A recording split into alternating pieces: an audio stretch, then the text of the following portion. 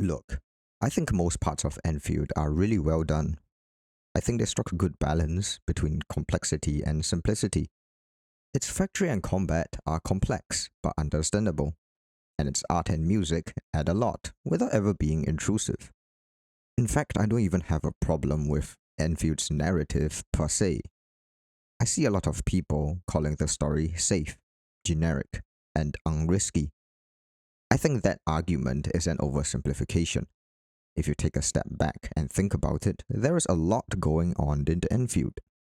The Administrator's Past, the North, the Cosmic Gate, the Blight, the Agaloy, the Civilization Band. What is the truth about these things? What is the truth about this world? So then, why do many people feel the Enfield story is not consistent or compelling? Well, I don't think it's actually in the plot, but the presentation. In other words, it's not the thing being told, but the telling that is flawed. To say Enfield is generic and safe would be missing the forest for the trees. Think about it. When you look at the Amazon from the outside, you see a huge rainforest. From the inside, only the trees around you. Likewise, I think Enfield looks like every other 3D open world because that's most of what it shows, a 3D open world. So is it just a genre limitation? To answer that, we need to first ask, does a 3D open world have to look like this? Haimao says in Den Feminico Gamer that in the early stages of X Asterisk, members of the Arknights team were involved, but in the end, 90% of members were new. Enfield, which was developed simultaneously, is also likely full of new staff. In the same interview, he says, to put it in perspective, Arknights is a novel, and Enfield is a visual adaptation of it, like a TV drama or a movie. I think these two factors play a big role in how Enfield is structured. Enfield very rigidly adopts the storytelling structure that other RPGs like Genshin or Final Fantasy use. Hyperglyph might have thought Arknight's storytelling was very third-person narrative. For Enfield, it would be first-person. In doing so, they seem to have adopted a stereotype of a first-person experience. I think there's a bit of funny irony in here. In their pursuit of difference, they ended up producing sameness. This contrast is most immediately apparent in how the administrator is situated in Enfield. From the moment the admin wakes up in Dijiang, everything in the game is filtered through the admin's perspective. Yet, you are also larger than life, and are constantly reminded of this. You're not just an observer or explorer, you are the integral part of this world. In A Knight of the Seven Kingdoms, the show adheres to Dang's perspective religiously. This works because The Hedge Knight is a story about an outsider who accidentally gets involved with nobility. You don't need to know Dang to understand the dynamics you witness. In Enfield, this perspective creates a dissonance. You are both important and not important. This dissonance is partly intentional and reflective of the admin's own feelings. I kind of respect this. It's a pretty avant-garde way to add mystery.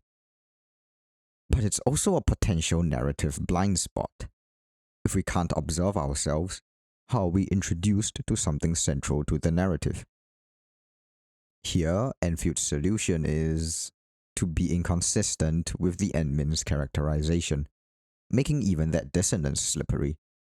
On one hand, the admin has an established personality. On the other hand, admin is a silent blank slate.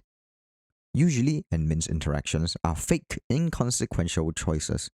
But in important moments, Enfield goes, okay, now you speak this one line. Because I have you with me, Gilberta.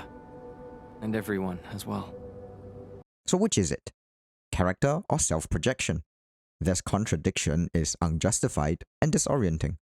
If they want admin to be a character, to have their own appeal, Enfield should have them do what everyone else does, actually act. Directly following this aspect is the issue of factions and side characters. Or rather, does the story want admin to be the main character? The original Arknights had a much more ensemble cast approach. If you had to point to one main character, Amiya would probably be the best fit. But it's a pretty meaningless label because every major character is given their own perspective and development. Enfield seems to want to do the same, given how many factions and characters there are. But they also want Enmin to be the main character. While the gameplay allows you to switch characters, every story beat has the Enmin involved in it. So, how do they balance this? Their approach, especially evident in Chapter 1, is to add story elements in one after another. Prior existing characters and factions are barely mentioned until it is convenient for you. Everything is fragmented into artificial, digestible pieces. You are immediately rushed off Dijiang so that you can play. Da Pan is introduced half a chapter before M3, who is integral to the Enfield leadership. The result is that Enfield's community is never felt, because the game fears it would be too overwhelming. You are told there is a forest, but only allowed to see one tree at a time.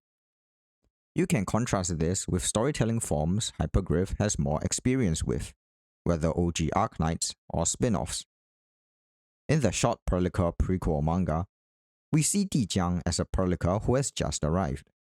The manga doesn't tell you about Andre or Puccini or Popov, but you see the scale and quality of their operation. The world and its people are present regardless of you. It makes the world feel real and intimate. This same phenomenon extends to the world at large and the threat that it contains. No, it's not the Bone Crushers, it is the Blight and the Agaloy. In Arknights, Originium perpetuates the cycle of life. It is what gave everyone their humanoid form.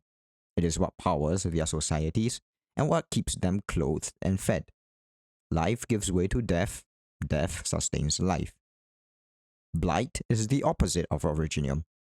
Blight doesn't represent death, it represents nothingness, the end of all systems and processes. So what does Blight do in the game? It gives some impressive environments and set pieces, and that's about it. It doesn't really threaten anything, but honestly, that's fine for the beginning of the game. It has to build up the stakes before threatening it. The bigger issue is the Agaloy. Like the Blight, what you're told doesn't quite correlate to what you see. 2 entire wars were fought against the Agaloy. The Great Originium Oak had to be detonated to defeat Triagalos. In the game, the environmental destruction of the hub base, yes. And? Well, the mooks are ordinary, and the Triagalos you defeat hadn't fully recovered. Wouldn't it be so much more impactful if you were the one to detonate the oak? Imagine, you see this Originium tree towering over everything like the Earl tree. Everyone loves it, and they tell you it's a gift from your old self. But after fighting Triagalos, you lose, just like you do with Neferith, and are forced to blow the oak up. From the ruins of the oak, a new sapling sprouts. Just like Enmin's memories, the loss of the old brings forth the new. Of course, this example rearranges the plot structure itself, but it demonstrates the way perspective influences the impact that the plot evokes. Speaking of differences, let's touch on some subtle ways Enfield improved throughout its story. I think this is best seen in the Bone Crushers. Initially, I thought the Bone Crushers had no narrative utility. They serve as Neferith's pawns, extensions of her cunning, but we don't really see how they are relevant to her cunning in Valley 4. There's very little they do that Agaloy cannot. So why spend the effort taking over the Bone Crushers? Well, Enfield quietly changes this in Wuling. Here, the Bone Crushers are mentioned destroying the Tianshi pillars. The pillars stop the Blight and the Agaloy. The Agaloy cannot damage it, but people can. Neferith is using the Bone Crushers to help spread the Blight. This tiny detail doesn't excuse Valley 4's handling, however it shows that Hyperglyph is getting better. This is what improvement looks like. It doesn't cancel prior problems, it patches them, often imperfectly. Here's the thing. Ultimately, Enfield is a game, and a game, especially one of this scale, is a system of systems. These issues don't have simple causes. One problem can cause another problem that reinforces the previous problem. For instance, Enmin's perspective can make other characters less compelling, which in turn makes Enmin's perspective more out of place. However, I do think the solution is pretty straightforward. If you want to show the Amazon rainforest, show the forest. Nobody is asking for an on-the-ground photo of every tree first. There is an unresolved tension in the story direction of Enfield. Not really tension between its structure and content, but tension between two stereotypical ideas of 3D storytelling. One that thinks immersion means self-insert, and the other that thinks grandeur means spectacle. This is holding them back from 3D storytelling that achieves both. Storytelling you see in theater, film, and other games. For the mainstream audience, this issue is minor. Enfield is popular in its own right. People are enjoying the game. It's undeniably a commercial success. Enfield has potential. It has the world Arknight started. It has some of the best style and character acting in the game. Hypergriff has the ingredients. Will Hypergriff be able to close the gap for good? Right now, only they know. The rest of us have to wait and see.